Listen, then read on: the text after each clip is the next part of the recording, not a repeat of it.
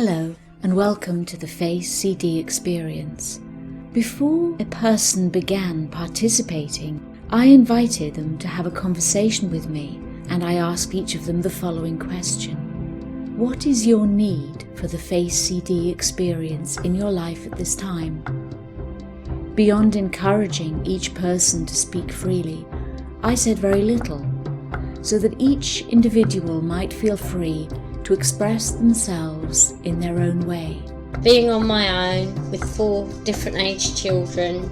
The problems occur when the army programs me to be even more aggressive. So I would like to be more confident.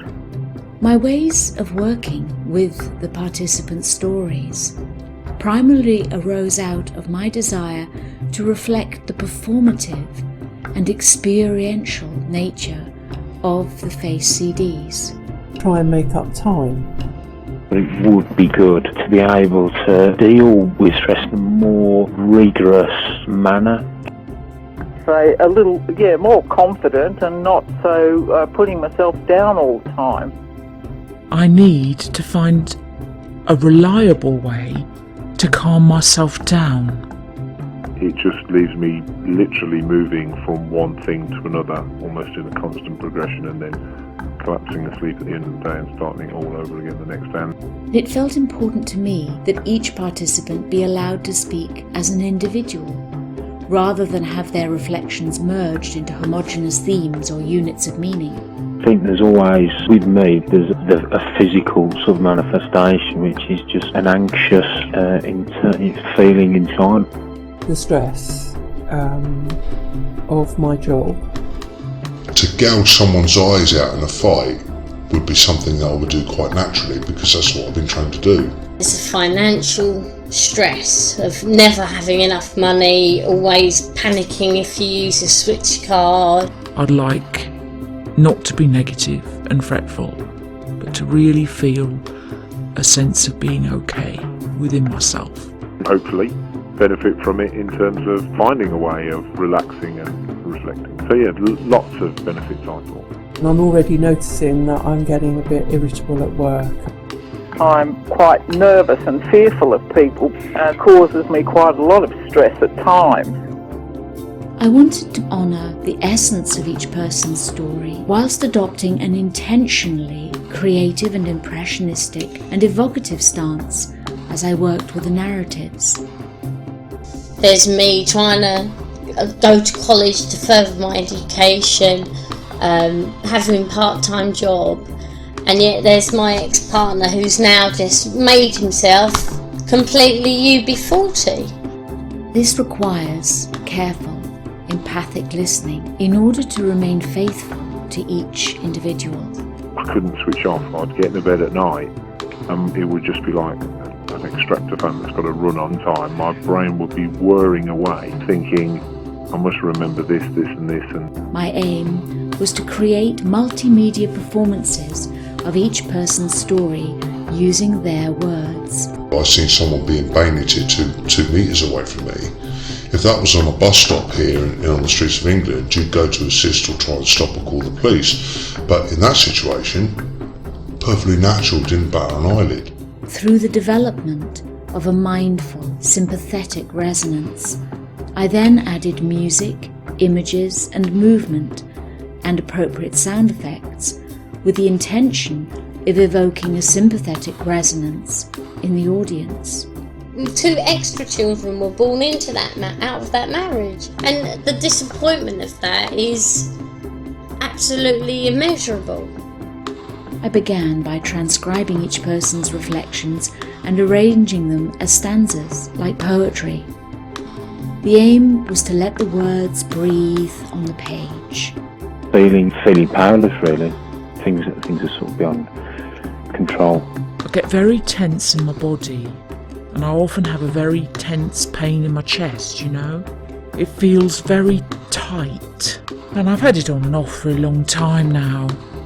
I listened repeatedly to the recordings, and rather than undertake traditional analysis of participants' words and meanings, I developed a sympathetic resonance with each narrative, with the mood, emotions, the atmosphere, the rhythm patterns of the speech, the speed, pauses, metaphors, and imagery evoked by their story. Perhaps I shouldn't have let that bloke be baited. A few minutes after waking up, I can feel it building up inside. I guess after I start worrying about things. Perhaps I shouldn't have let that bloke be baited. Perhaps I should have hanging on here. As I resonated with each narrative, I created a senryu for each vignette. I later called these tuku. I free associated words and themes that struck me within the story. Perhaps I shouldn't have let that bloke be baited. Until I found 3 lines that I felt captured the essence of the person's expressed need. I'm looking forward to the experiment of taking some time out to just chill, relax and so on. As I allowed these words to arise in my mind, I made associations with images. I then searched for images through PowerPoint clip art, image libraries, my own photographs, and scanned images from magazines, calendars and diaries.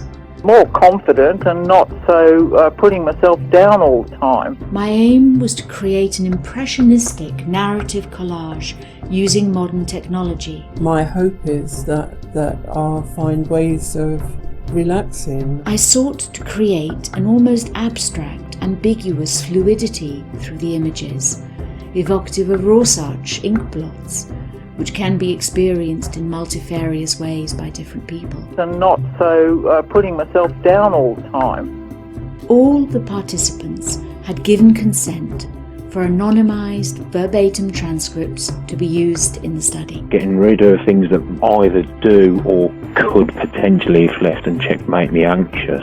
Voices were disguised in order to protect the person's real identity, using pitch shift and time stretch in Cubase. For some, the voice of an actor was substituted.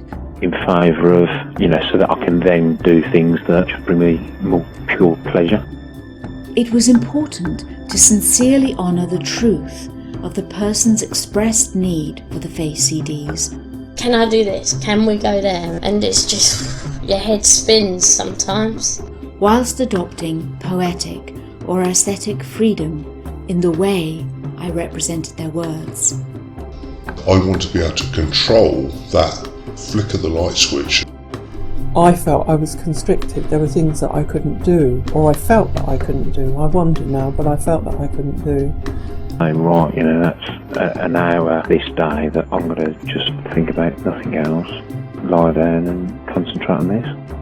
I edited extracts from each person's reflections, cutting out excessive hesitations and repetitions in order to allow that person to tell their story. You're trying to explain, they start joking, bang, gone, flipped. As I listened to each person's words, I pondered on what sort of music would be suitable for their story. Music that would reflect the tone, rhythm and mood of their speech. And it's as if my heart all wired up. Left unchecked make me anxious. And it goes up into my neck and my shoulders and I can feel it. And sometimes if I get really worried, well, I'll get a migraine. I experimented using different music tracks and began to get a feel of whether the selected music resonated well with the speech.